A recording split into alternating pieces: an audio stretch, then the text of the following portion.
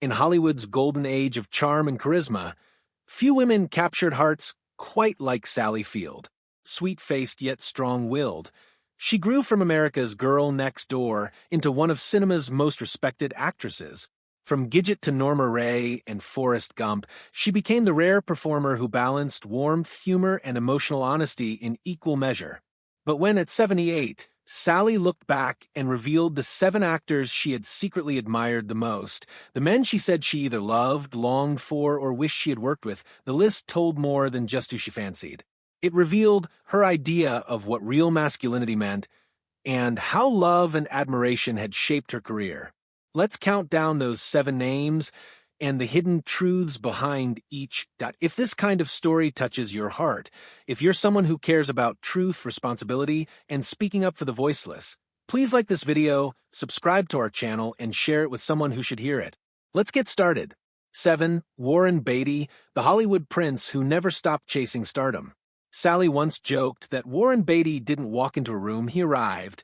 There was truth behind the humor. Beatty embodied old-school confidence, tall, debonair, dangerously intelligent. By the time Sally's star was rising in the early 70s, Warren was already Hollywood royalty, fresh off Bonnie and Clyde and Shampoo. Sally admired him not merely for looks, but for his intellect. He directed, produced, acted, and even rewrote scripts, a creative force who demanded total control. Field respected that drive. He was infuriating and fascinating all at once, she once told a friend. Their paths crossed socially, and though no romance ever took root, Sally later admitted that had timing been different, Warren could have talked me into just about anything. Behind the glamour, however, she sensed loneliness, the price of being the perfect man in an imperfect business. For Field, Beatty symbolized the type of charisma Hollywood manufactured but rarely sustained. He was the dreamboat that stayed a dream. 6. Tom Selleck, the gentleman detective who made mustaches dangerous again.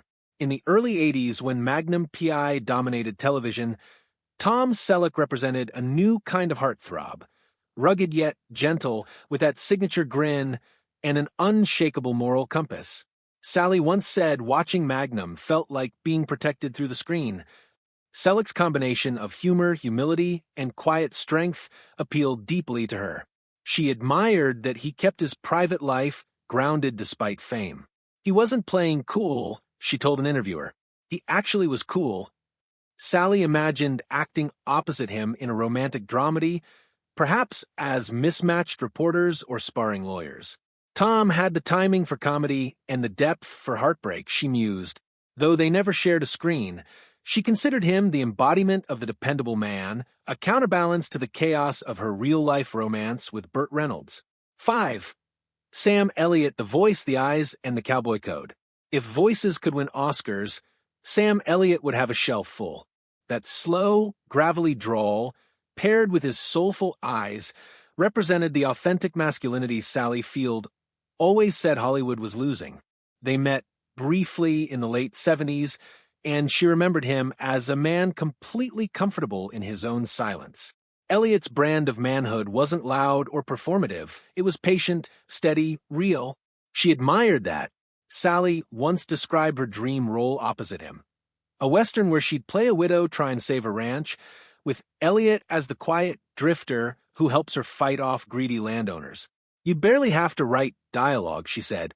Just watch him look at you, it'd say everything.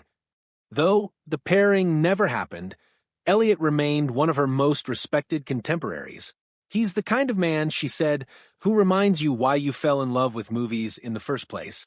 4. Jeff Bridges, the everyman poet of Hollywood. Sally Field has always loved performers who seem effortlessly human. That's what drew her to Jeff Bridges. Whether in The Last Picture Show, Starman, or The Big Lebowski, Bridges radiated authenticity, the opposite of Hollywood vanity. When she was filming Places in the Heart in 1984, she told a friend she wished Jeff had been cast opposite her. He listens when he acts, she explained. You feel like the scene breathes with him. Bridges, like Field, came from a working Hollywood family, yet managed to avoid the cynicism that often follows fame.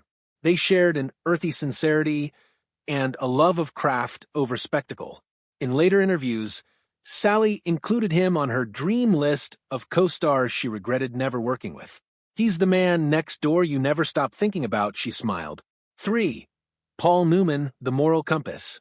By the time Sally Field won her first Oscar for Norma Ray, Paul Newman was already an icon. But she saw in him something deeper than those famous blue eyes. "Paul never confused celebrity with purpose," she once said. Newman's activism, from civil rights to his Newman's own charity Empire, impressed her as much as his artistry.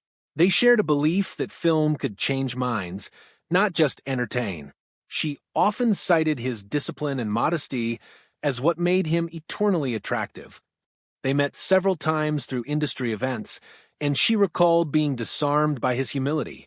"He asked about my kids before he ever talked about work," she said. That moment, she claimed, taught her that kindness outshines charisma. If Beatty symbolized the intoxicating illusion of stardom, Newman represented its antidote, integrity. For Sally, he was proof that a man could be both powerful and good, and that was the ultimate form of allure. 2. Denzel Washington, The Quiet Fire. Though they came from different generations, Sally Field has long praised Denzel Washington as one of the few actors who could hold your soul still just by looking at you. They worked together briefly on Lincoln, 2012, when Denzel visited the set, and Sally later said she was struck by his intensity and grace. "He carries silence like armor," she explained.